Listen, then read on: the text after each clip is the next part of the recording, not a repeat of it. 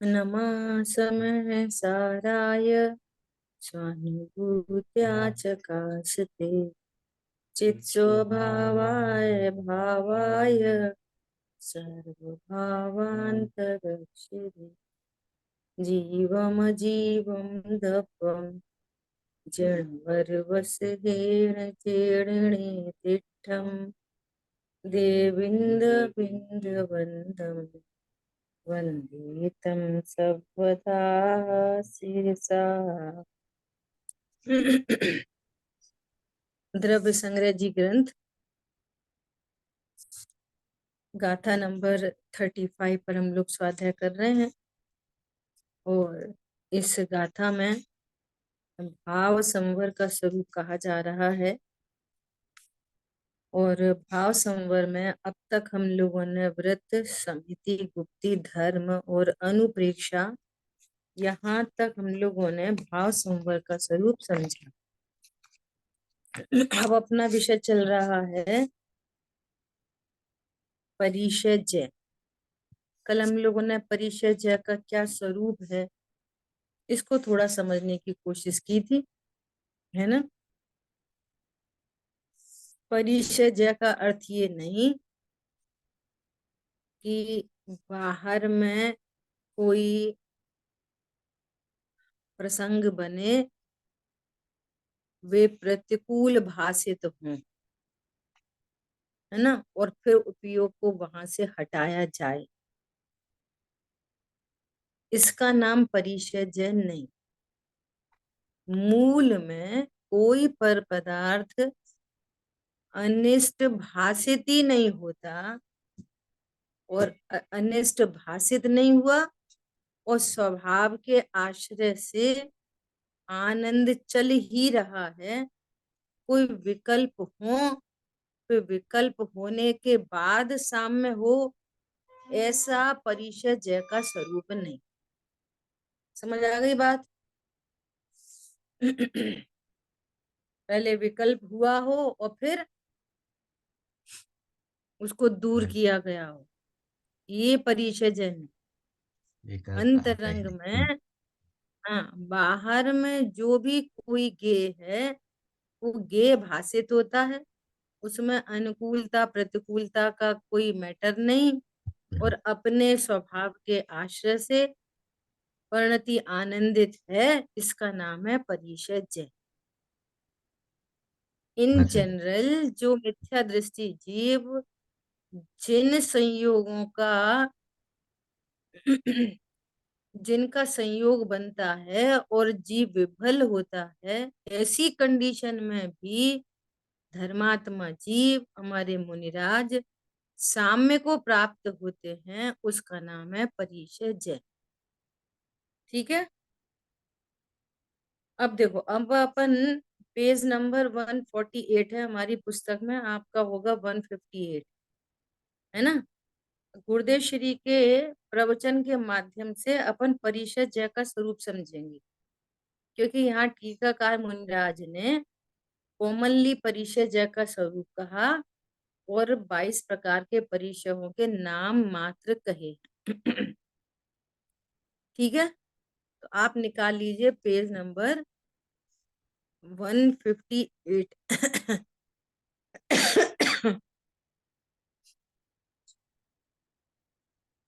ठीक है, कुशल भाई आप लगा रहे हो?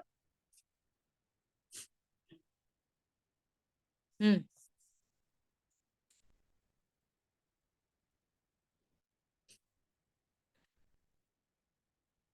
ये आ रहा है ना, बस बस बस ये आ रहा है ना। हाँ, यहां से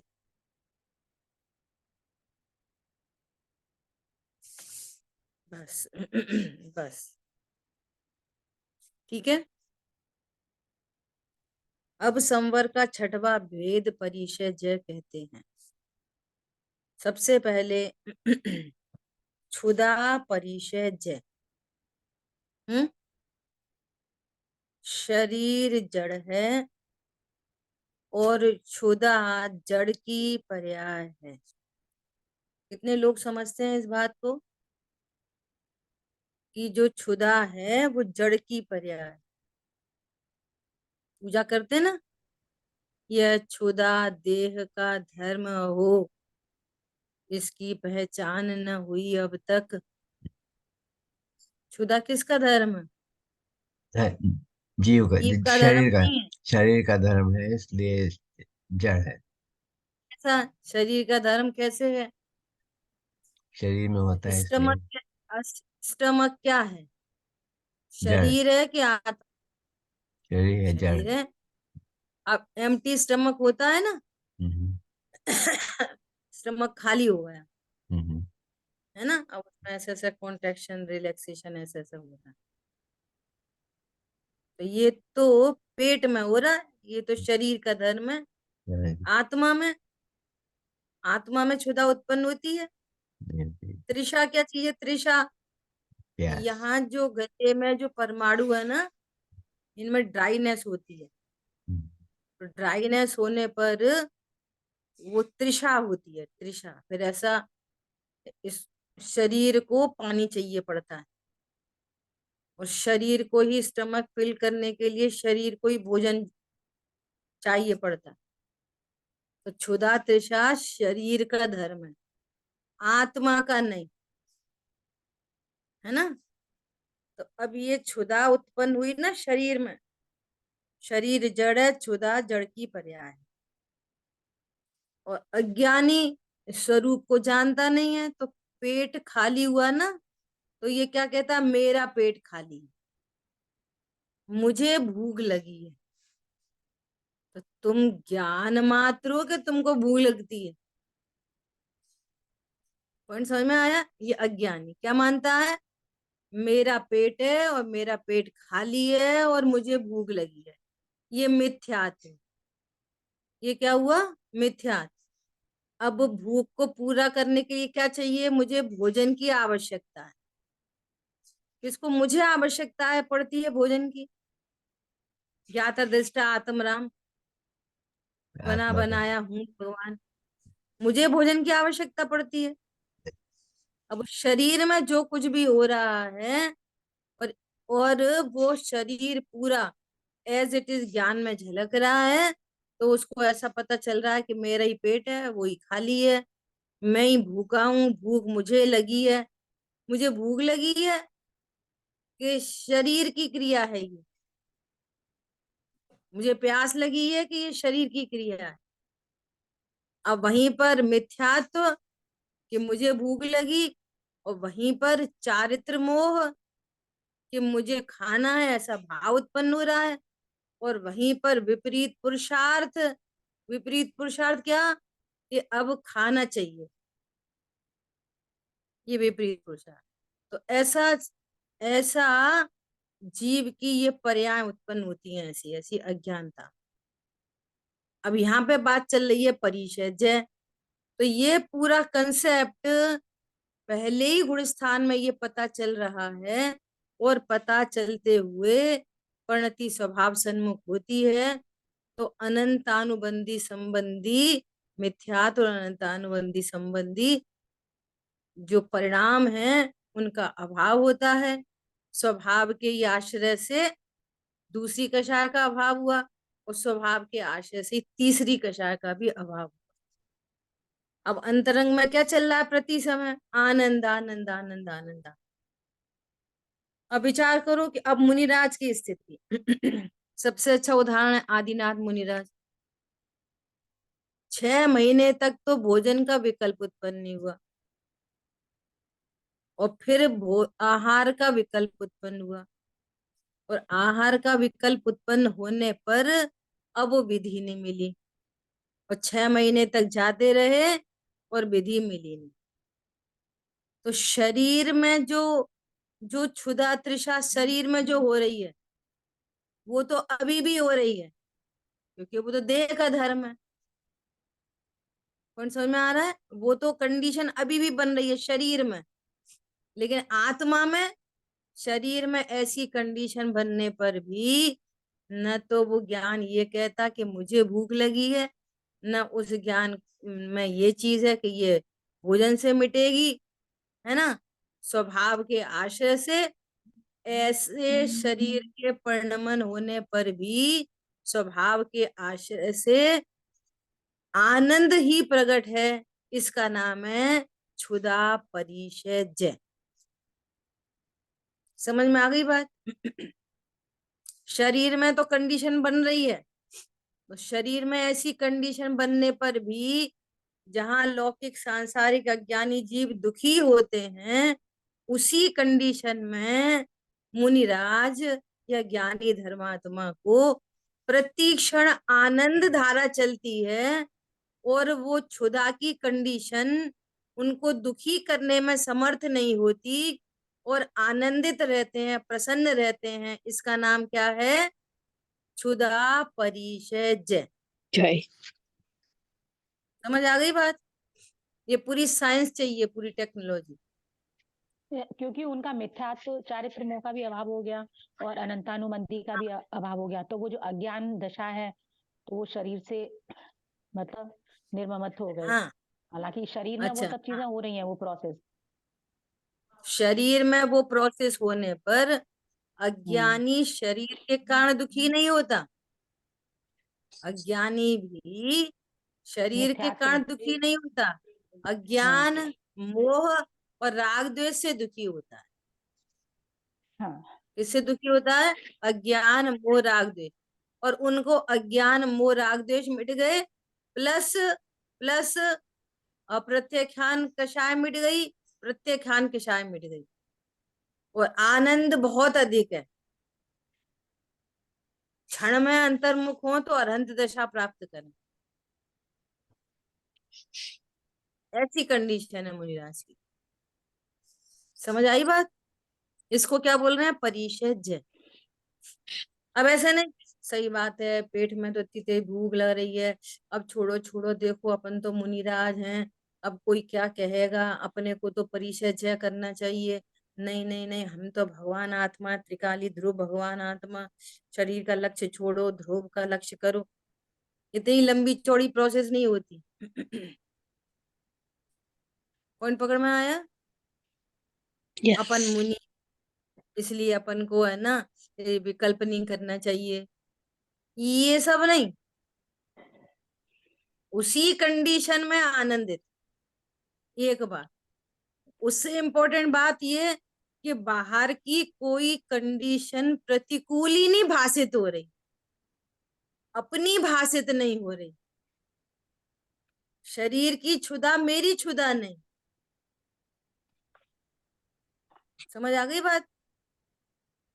अनुकूल कहें प्रतिकूल कहें, यह झूठी मन की वृत्ति है। अनुकूलता प्रतिकूलता ही भाषित नहीं हो रही। ये अज्ञानी, अज्ञानी कहता है हम ज्ञायक हैं, और जगत में दिखता अनुकूल प्रतिकूल है। ये अनंतानुबंधी मायाचारी है अपने आप से। क्या बोला?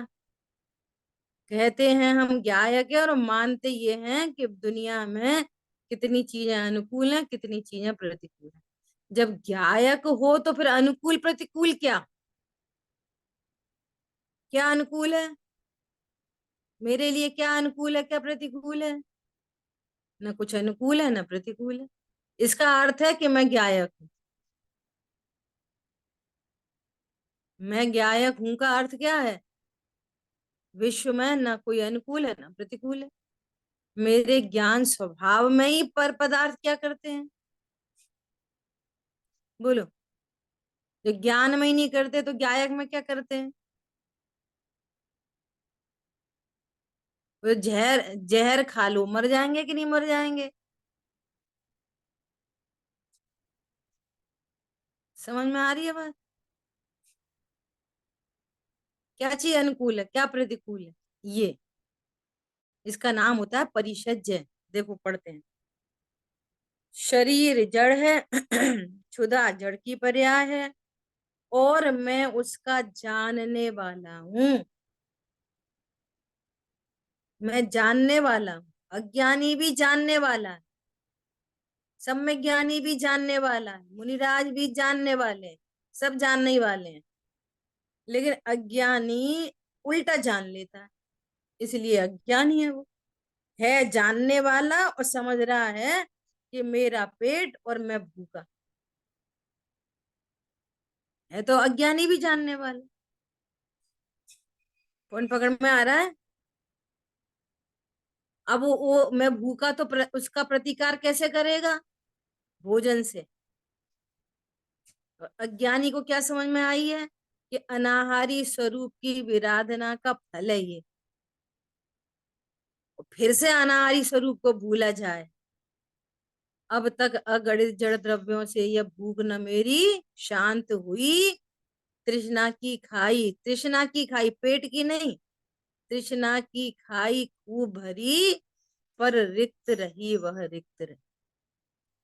किसी की भूख नहीं मिटी आज तक भोजन से। भोजन से किसकी भूख मिटी है बोलो? जिन दिन रात भके, कैसे शब्द लिखे, दिन रात भके, दिन रात भक्षण किया, तो भी भूख नहीं मिटी। और स्वभाव के आश्रय से अनाहारी दशा प्रकट हो गई। देखो अनंत भगवान 18 दोषों से रहे थे। आयु कितनी? लाखों वर्षों, करोड़ों वर्षों पूर्व की आयु, और एक दाना भोजन पानी का नहीं। और शरीर कैसा? परम उदारिक दे, कोई शरीर में डलने से नहीं। कितने दिन हो गए खाना नहीं खाया, मर गए, वैसे ही शांत सौम्य मुद्रा।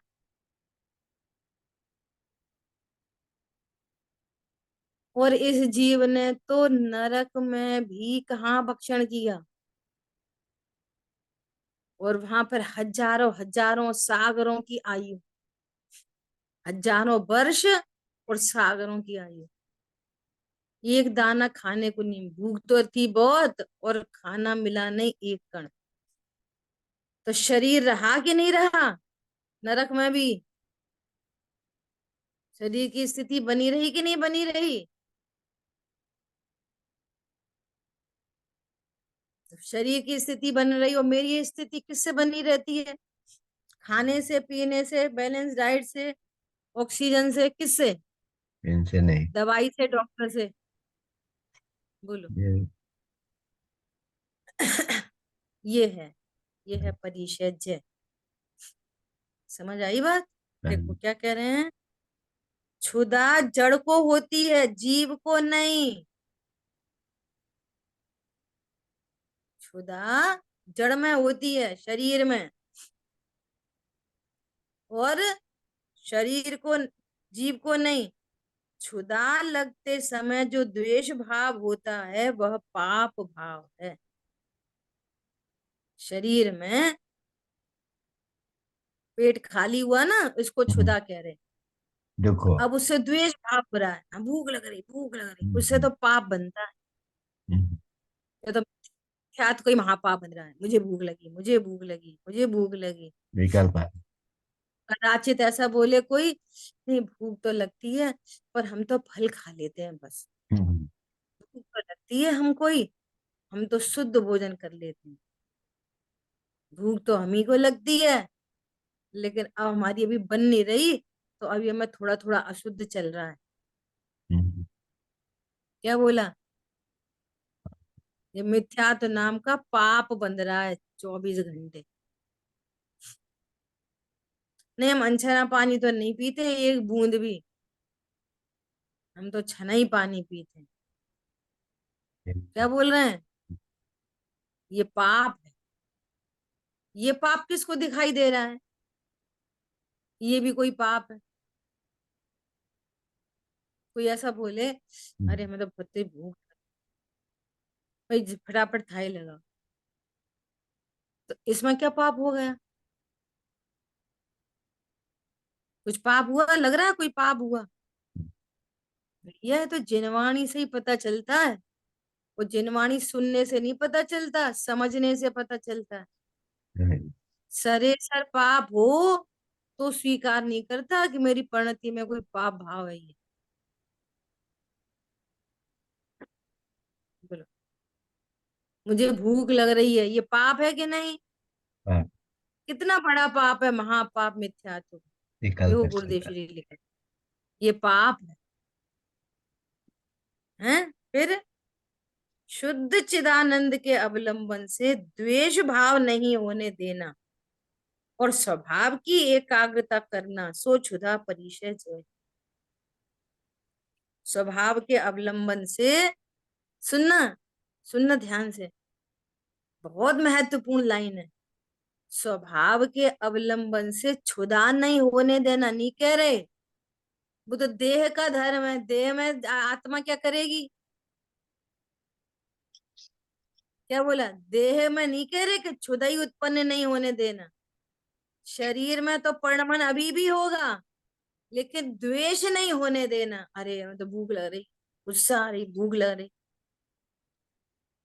मुझे ही भूख लग रही, ये पाप उत्पन्न नहीं होने देना, द्वेष उत्पन्न नहीं होने देना। किसके बल पे? अरे मैं जीव हूं, मुझे मुझे क्षुधा होती ही नहीं। क्षुधा हो रही है देह में, और अनाहारी स्वरूप के आश्रय के बिना इसको भूल कर जो कर्म बंधे, उनके फल में अज्ञान मोह राग द्वेष हो रहा है। क्षुधा नहीं हो रही उसके फल में, क्या हो रहा है? अज्ञान हो रहा है, मोह हो रहा है, राग द्वेष हो रहे हैं, ऐसा। तो स्वभाव के बल से अज्ञान मोह, मोह रूपी पाप नहीं होने देना, और क्षुधा को का ज्ञान होने पर द्वेष नहीं होने देना, इसका नाम है परिषद। ये भिन्न परिणमन है। मैं तो परम पदार्थ हूँ, मैं तो अनंत सुखी संपन्न वस्तु हूँ। तो दुख ही उत्पन्न नहीं हो रहा, द्वेष ही उत्पन्न नहीं हो रहा, इसका नाम है परिषद। भाषा कैसी लिखी है? होने नहीं देना। स्वरूप कैसा है? कि उनको द्वेष होता नहीं है। क्या बोला? होने नहीं देना, ये व्यवहार न की भाषा है। स्वरूप कैसा है? कि ऐसी कंडीशन होने पर भी उन्हें द्वेष होता नहीं। बोलो 6 महीने तक तो स्वयं ही आहार के लिए उठे नहीं, और 6 महीने के बाद आहार का विकल्प आया, और डेली डेली रोज रोज जा रहे, 6 महीने तक जा रहे, और आहार नहीं मिल रहा, कितना द्वेष? कोई द्वेष नहीं, कोई द्वेष नहीं। कितने पागल लोग हैं, इनको ये समझ में नहीं आ रही कि मुनिराज को कैसे पड़काया जाता है। और ऐसे तो जन्म कल्याणक पे तो इंद्र आए, गर्भ कल्याणक पे इंद्र आए। अब किसी इंद्र को समझ में नहीं आ रही, दीक्षा कल्याणक पे भी इंद्र आए। कोई इंद्र समझ में नहीं आ रही किसी को कि हम इतने दिन के भूखे हैं। 6 महीने तो हम उठे ही नहीं, हो 6 महीने हो गए रोज जाते जाते। द्वेष उत्पन्न नहीं होने देना, नहीं होने देना मतलब होता नहीं है। ऐसा नहीं, नहीं भैया हमें द्वेष नहीं उत्पन्न हो जाए, फिर हम काय के मुनिराज तीर्थंकर का द्रव्य है, ऐसे नहीं, होता ही नहीं है। पॉइंट पकड़ में आ रहा है नहीं आ रहा? बोलो, ठीक है। ऐसा, इसका नाम है क्षुधा परिषद। ऐसा ऐसा अर्थ नहीं भी क्षुधा को सहन करते। क्षुधा को सहन करते, सहन करने में तो दुख होएगा, फिर तो आश्रव हो जाएगा वो। क्या बोला? क्षुधा को सहन करना इक्वल टू आश्रव। आनंद छूट जाएगा, आनंद भी और छूट जाएगा। क्षुधा होने पर भी आनंदित रहते हैं, इसका नाम है परिषद। ये हुआ संवर तत्व, और वो हुआ आश्रव तत्व। सहन करना तो आश्रव है। मंद कषाय में सहन होती है, तीव्र कषाय में धड़ाम धुड़म होती है। अरे सहन तो त्रियंच गति के जीव भी करते हैं बेचारे। भूख लग गई है, मालिक ने रोटी नहीं डाली, या परिस्थिति ऐसी बन गई कि भोजन ही नहीं मिल रहा, तो सहन तो वे भी करते हैं त्रियंच गति के जीव। मनुष्य सहन करता है, कोई जॉब कर रहा है ना। अब टिफिन नहीं लेके जा पाए, घर आते आते रात हो गई, अब भूख को सहन कर रहे, अब रात में खाना नहीं है तो सहन कर रहे, तो सहन करने का नाम परिशज है।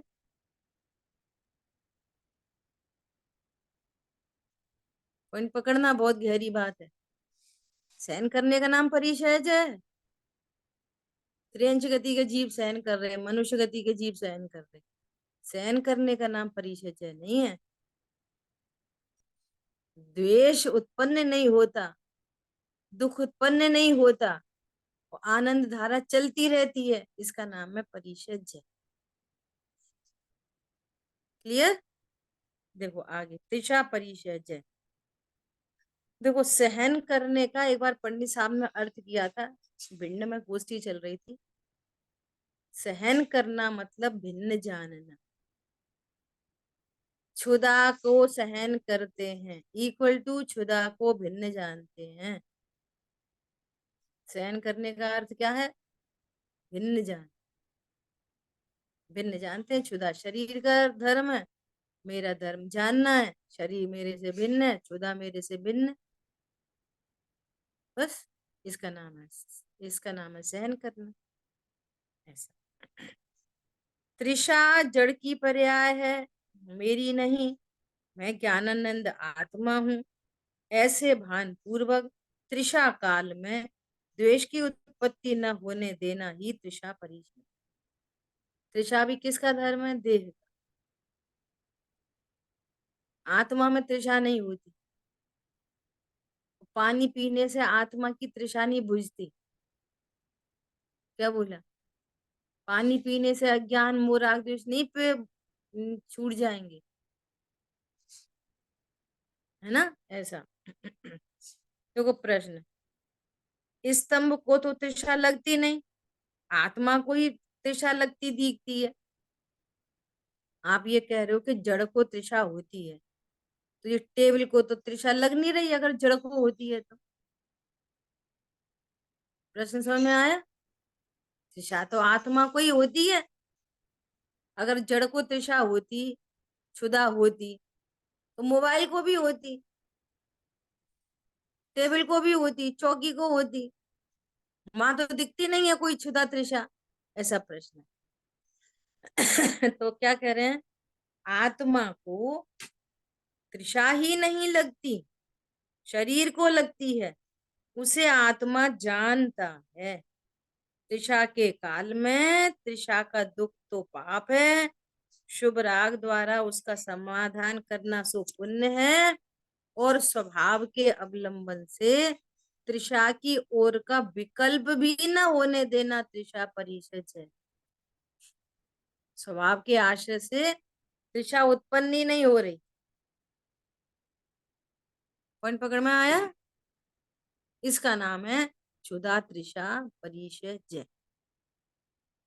ठीक है, आज अपन अपनी चर्चा इधर ही तक रखेंगे, क्योंकि गोष्ठी का टाइम हो गया है, तो शेष चर्चा अपन आगे करें। ठीक है, और आप सब लोग भी गोष्ठी का लाभ लें।